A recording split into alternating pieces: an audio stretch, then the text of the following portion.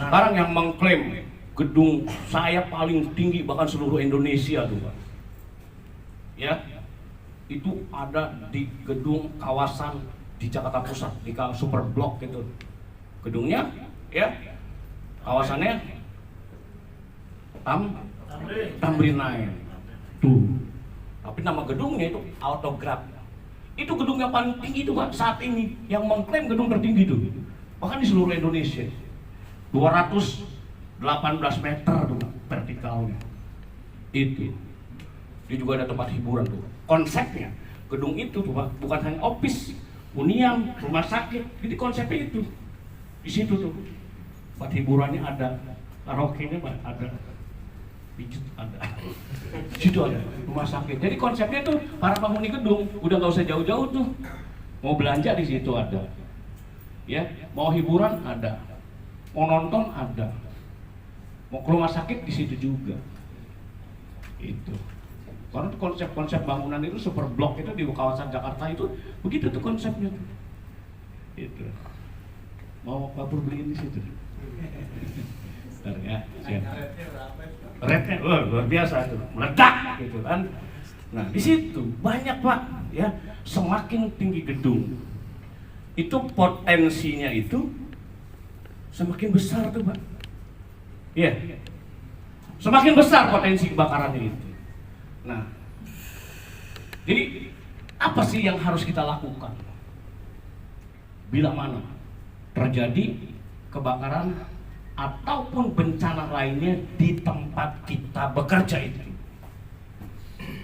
Jadi yang perlu diketahui nih Bapak Ibu semua, bahwasannya kebakaran itu Pak, itu adalah hal yang nggak bisa kita prediksi. Kebakaran itu Bu, nggak bisa kita prediksi Bapak Ibu. Kebakaran itu bisa terjadi kapan saja dan di mana saja. Bisa datang pagi, bisa datang siang, bahkan malam sekalipun, subuh sekalipun dia bisa datang. Nah, itu. Jadi kebakaran itu kembali hal yang nggak bisa kita prediksi. Kita tahu untuk Menara Anugerah ini Pak, kebetulan Menara Anugerah ini buat para tenan ya. Ini adalah salah satu gedung yang audit saya juga tuh Pak. Untuk sistem keselamatan kebakarannya. Karena wajib Pak Bu, ya. Bapak Ibu yang perlu Bapak Ibu ketahui selaku tenan nih. Dia wajib memberikan kenyamanan, keselamatan bagi para penghuni gedungnya. Karena itu diamanatkan di dalam peraturan Gubernur 143 tahun 2016 terkait dengan manajemen keselamatan kebakaran gedung. Wajib memberikan keselamatan Bapak Ibu semua selaku tenan. Nah, itu. Nah, tapi sistem keselamatannya ini bagus, Bapak Ibu, ya. Proteksinya ada, baik aktif maupun pasifnya. Sarana penyelamatan jiwanya juga dilengkapi. Tapi tidak menjamin gedung ini di tempat kita ini terhindar dari resiko kebakaran ataupun gangguan keamanan lainnya atau bencana lainnya. Betul nggak? Nggak bisa menjamin. Itu kebakaran itu juga bisa terjadi ya akibat dari kesalahan sistem yang ada di sini dan kesalahan Bapak Ibu semua selaku penghuni gedung itu, bisa dampaknya itu terjadi kebakaran. Nah, itu ya betul ya Bapak Ibu ya. Nah, pertanyaannya simpel, bila mana terjadi kebakaran yang di tempat kita bekerja di gedung ini dah, nggak usah deh, jangan di gedung ini, jangan sampai ya Bu ya. Itu apa sih yang kalian lakukan bila mana terjadi kebakaran? Kalau yang udah tahun kemarin udah itu jangan usah jawab. Yang baru, Bapak Ibu, ini kan baru setahun lu, gua tanya lu sekarang. Ya, bila mana terjadi kebakaran di tempat kita bekerja, ya. Kalau jawabannya benar, gua kasih duit 100.000 cash. Tapi kalau salah, ulangin 200.000. Setuju ya? Salaman dulu Pak. Bila mana terjadi kebakaran di tempat kita bekerja, atau di tempat kita tinggal, atau di lingkungan kita, apa yang kamu lakukan?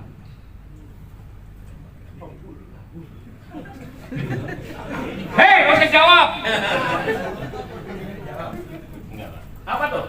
Nyalakan alarm. Nyalakan alarm. Nyalakan alarm. Iya kan? Betul.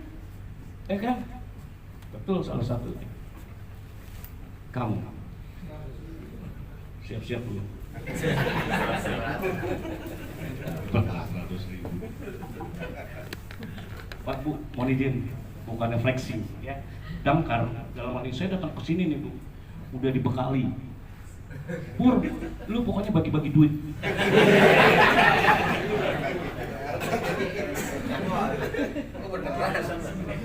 Saya itu bicara nggak pernah bohong, Pak. Iya. Tadi saya mengatakan gini, iya kan? Jawab pertanyaan saya, iya kan? Kalau, iya kan? Benar, saya kasih duit 100.000. Kalau salah, ulangin 200.000. Tombok. Iya. Bila mana terjadi kebakaran, apa yang kamu lakukan? Tadi kan udah dijawab. Nyalain alarm. Nyalain alarm. Telepon damkar. Telepon damkar, is bener.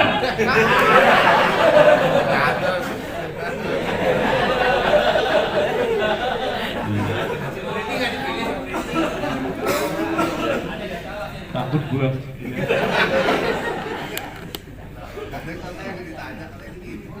Iya.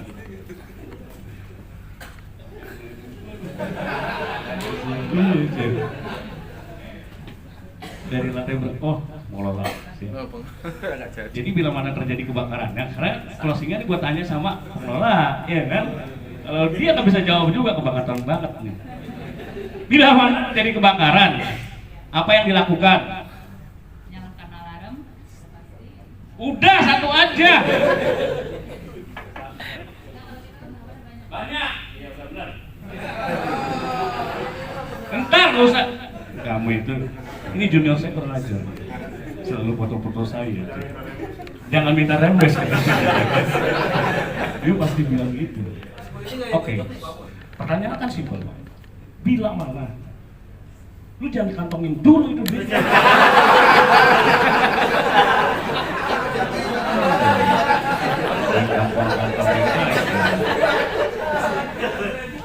Gue keluar duit 300. Ya kan, di antara tiga ini pasti ada mungkin kan ada kan potensinya ya, kemungkinan di antara salah ketiga jawaban itu ada jawaban yang benar, betul nggak? Bener kan? Berarti dua yang salah. Gua udah keluar duit 300. Bener nggak? Iya kan? Bener nggak? Tuh, kamu dari lantai berapa? 21. Gua dari lantai berapa? 16. Hah? 11. Lagi bilang benar 21, orang nggak lulus. Jadi kita bawa happy dulu ya. Siap. Kan tadi saya bilang, ya Pak, kebakaran itu bisa terjadi kapan saja dan di mana saja. Betul ya? Betul. Dia bisa datang pagi, siang, malam. Menurut amanat peraturan Gubernur 143 tahun 2016 terkait dengan manajemen keselamatan kebakaran gedung. Gedung ini juga wajib Pak, nanti kita kupas tuntas sedikit. Dia harus memberikan kenyamanan, keselamatan bagi para penghuni. Jadi jangan cuma ngambil duit aja di para amal tenan. Ya kita fakta-fakta aja gitu ya kan, betul. Tapi si tenan itu juga mempunyai haknya, betul nggak? Berikan dong keselamatan itu. Karena ini market nih buat dia, si Menara Anugrah, betul nggak? Betul. Iya kan? Nah, kayak gitu. Dia bisa menjamin, makanya datanglah para tenan di sini. Karena alhamdulillah tuh okupansinya udah berapa persen? 60. Luar biasa tuh. Ya, udah 60%. Tadinya pasti 20%. Betul. Nah, dia bisa terjadi kapan saja dan di mana saja. Pertanyaan saya simpel tadi. Ya. Biasa aja lu megang ini.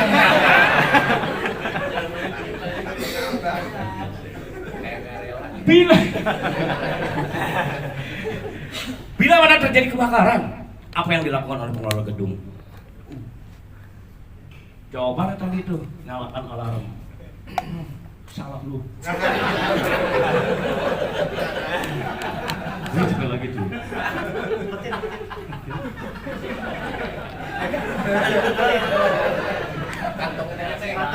Ini poinnya nih, kan bila mana terjadi kebakaran gitu ya kan. Saya nggak bicara rentetan dulu, jadi awareness-nya, kepeduliannya tuh.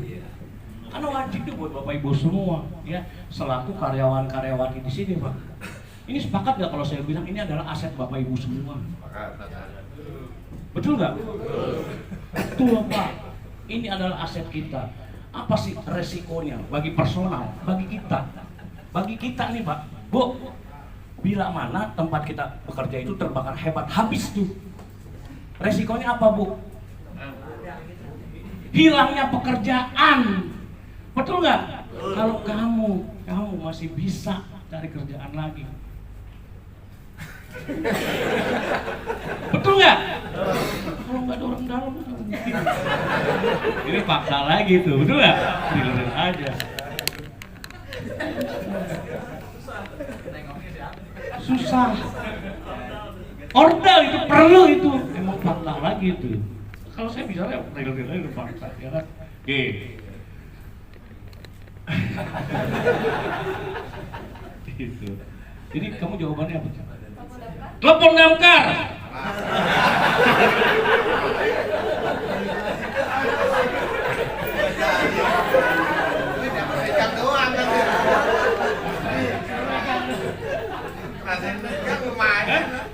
Nggak ada.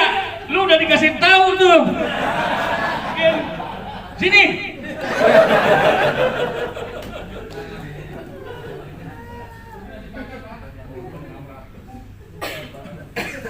Video itu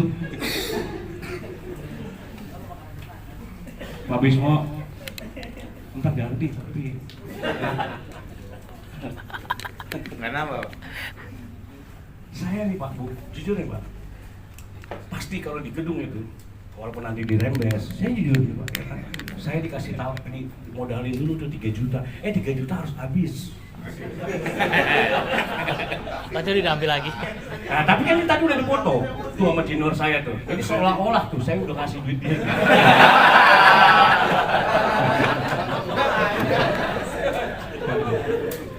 Nah, untuk gua 300, terus 300 lumayan kan. Gini loh Pak, kita mengenal logika ya terkait dengan ini. Jadi kita diminta nih, ini fakta loh Pak. Segini.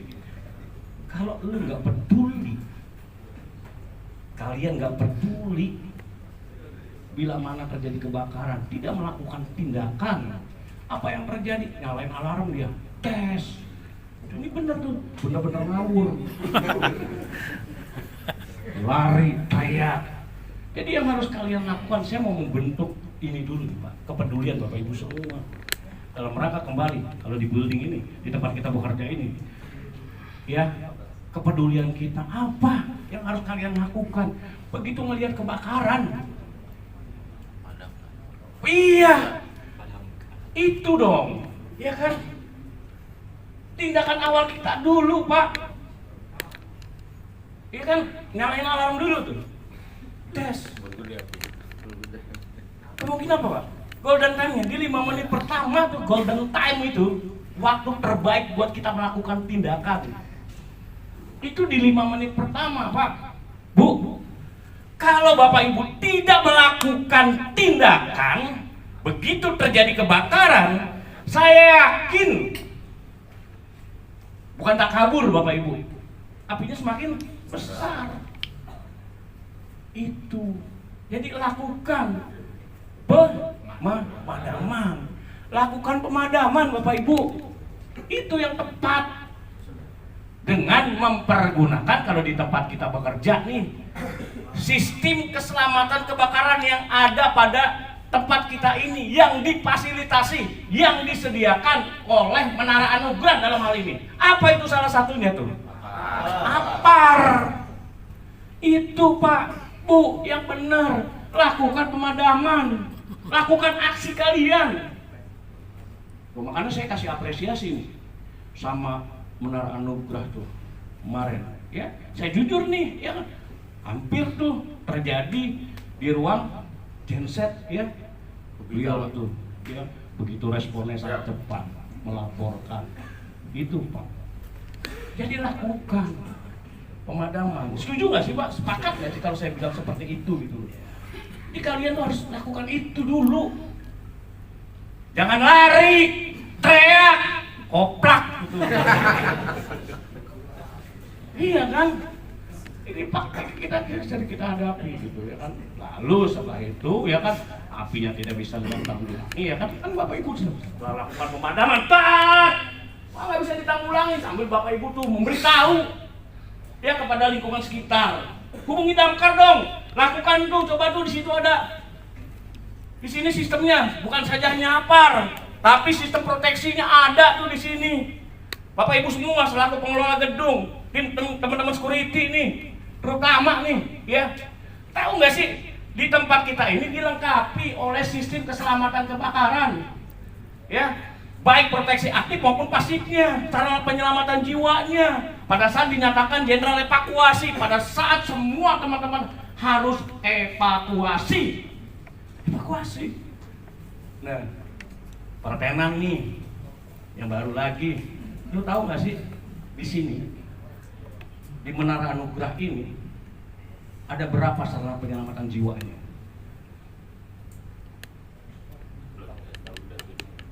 Belum dikasih tahu dari gedung. Itu. Jadi kalian itu cuma datang kerja. Kamu yang datang kerja. Ya kan di lantai 16, di lantai 21. Datang kerja. Lu juga. Itu. Cuma datang kerja. Begitu selesai, pulang udah.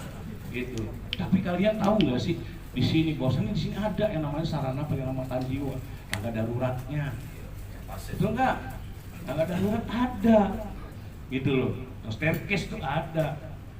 Nah disitulah, ya kan. Nah Bapak Ibu itu harus tahu dulu di mana. Tadi kan saya katakan, ya kebakaran itu hal yang nggak bisa kita prediksi. Kebakaran itu bisa terjadi kapan saja dan di mana saja. Saya mau bentuk dulu nih kepedulian, pengetahuan Bapak Ibu semua selaku penghuni gedung itu loh. Nah, harus tahu dulu Pak. Jadi jangan Bapak nih pada saat ini mau kerja di sini atau mau sewa di sini tuh cuma lihat skinnya aja tuh. Oh Menara Anugrah skinnya bagus tuh, gitu. Ya kan? Kulitnya aja. Tapi yang kalian harus tahu pada saat menyewa atau menempati di bangunan vertikal itu yang paling kalian harus tahu itu adalah yang wajib tahu dulu tuh. Terkait dengan sarana penyelamatan jiwanya. Itu Bapak Ibu yang perlu. Kalau tidak ada sarana penyelamatan jiwanya, ini hari ini kita berada di lantai 9. Begitu terjadi kebakaran, apa kalian mau lompat? Cepat tuh. Kan gitu ya Bapak Ibu ya. Jadi kalian kamu tahu dulu ya. Gitu. Ada berapa sih tangga darurat yang di sini tuh? Berapa Pak? Dua. Jadi minimal 2 Pak. Jadi kalau dia cuma 1 itu unsafe, itu nggak aman. Berarti berapa karyawan-karyawati di sini?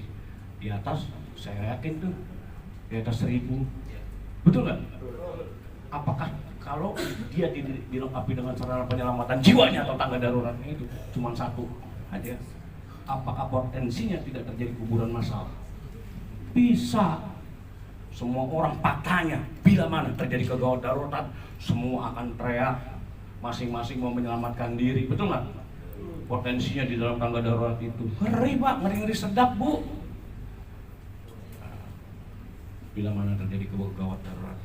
Nah oleh karena itu ya Provinsi DKI Jakarta dalam hal ini menurunkan kembali Pak terkait dengan manajemen keselamatan kebakaran gedung yang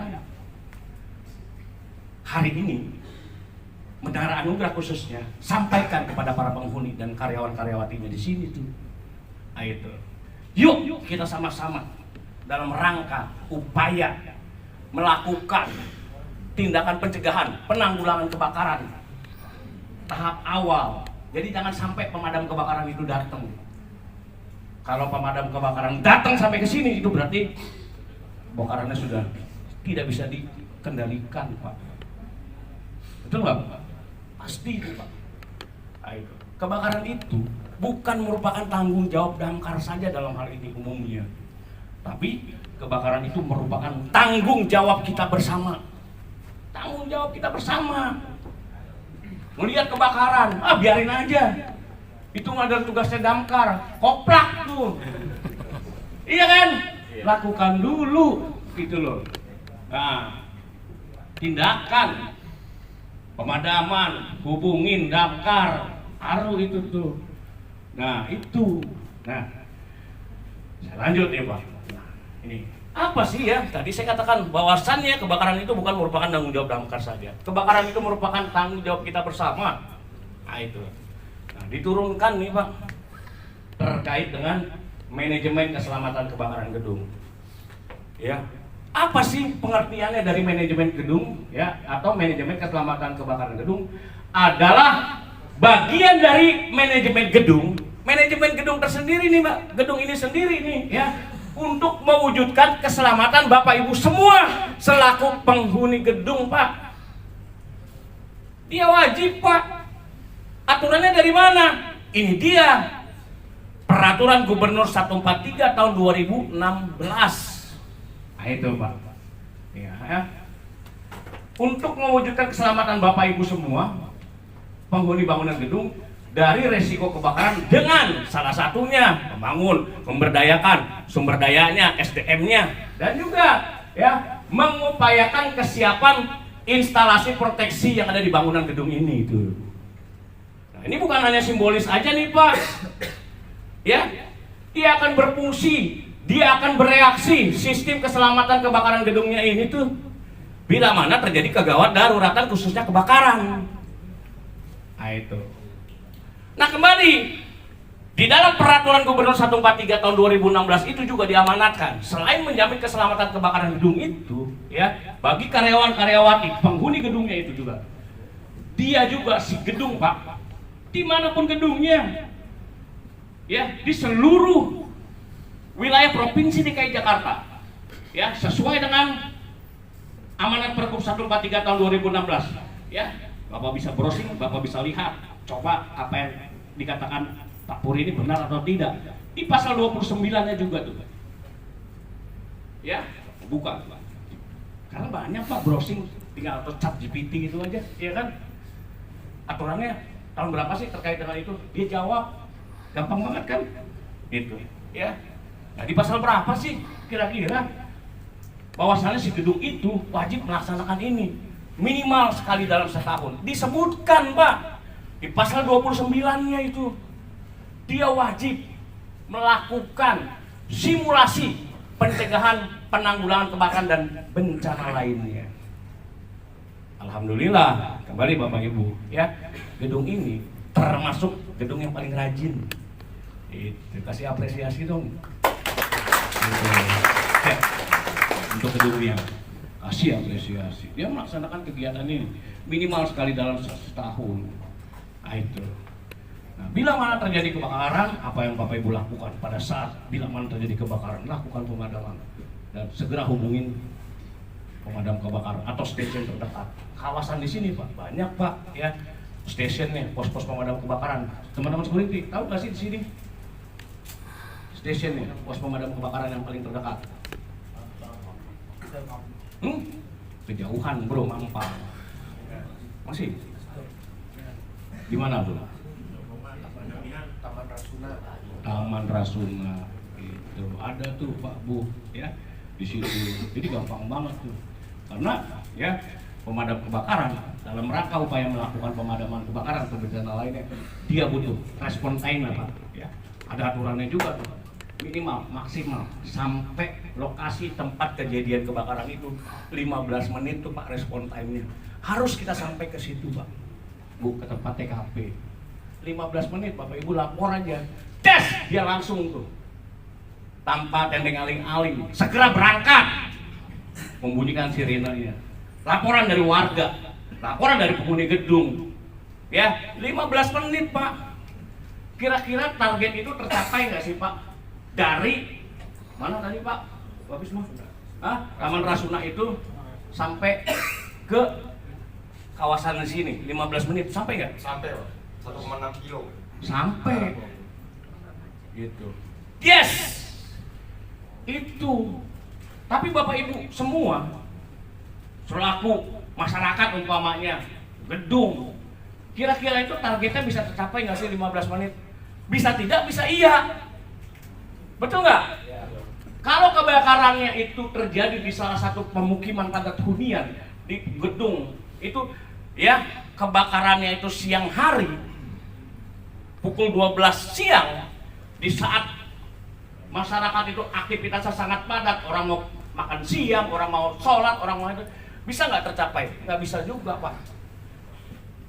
Betul nggak? Nggak bisa. Dia bisa tercapai pemadam kebakaran itu sampai lokasi itu 15 menit. Kalau bila mana kebakarannya itu jam 3 pagi. Betul nggak? Jalanannya macet tuh. Ini fakta lagi tuh. Betul nggak? Pemadam kebakaran Pak, pada saat real menerima laporan, ya dia bebas tuh Pak, sampai TKP, cat dengan suaranya yang garang tuh, bebas mau lewat mana aja boleh, boleh Pak. Mau ada orang sakit, mau presiden, ya kan, dia harus segera menepi, menghindar dulu, kasih pemadam kebakaran lewat. Dia bisa terobos lewat jalur hijau, boleh. Jalur hijau aja masih kita terabas tuh Pak, kontraflow, lawan arah, boleh. Mempunyai kewenangan dan ada undang-undang lalu lintasnya. Itu. Tapi damkar juga nggak bisa sembrono Pak, ya kan? Dia harus berhenti. Juga bila mana ada kereta lewat. Betul nggak? Oh. Kalau keretanya berhenti tiba-tiba mendadak, apa yang terjadi? Gerbongnya pada terlempar. Ratusan orang potensinya malah terjadi. Betul nggak? Tuh. Sama satu lagi tuh. Emak-emak. Bu. Belok kiri sen kanan.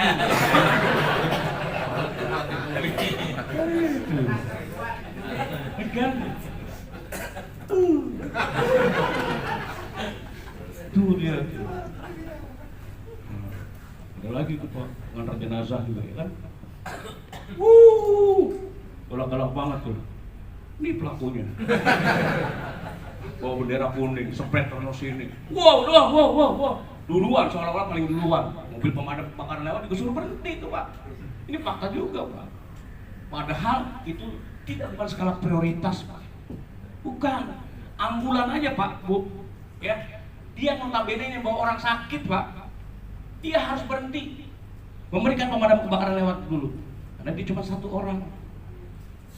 Itu Pak. Jadi kita berikan pemahaman kepada masyarakat tuh. Ya, nggak usah nyebret-nyebret lagi tuh pakai bendera kuning.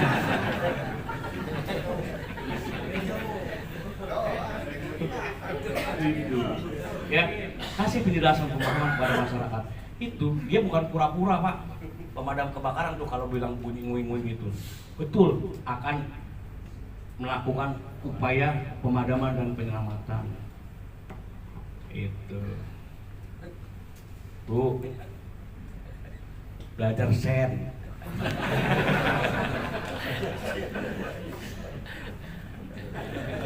Itu ya. Jadi gitu. Nah, kasih pemahaman kepada masyarakat. Udah cukup. Snack dulu. Haji. Bang Haji. Snack dulu kan nih? Snack, boleh bebas. Yuk. Snack dulu. Nah, kita lanjut sesi kedua lagi. Coffee break, ya kan? Nanti kita sambil diskusi saja, ya.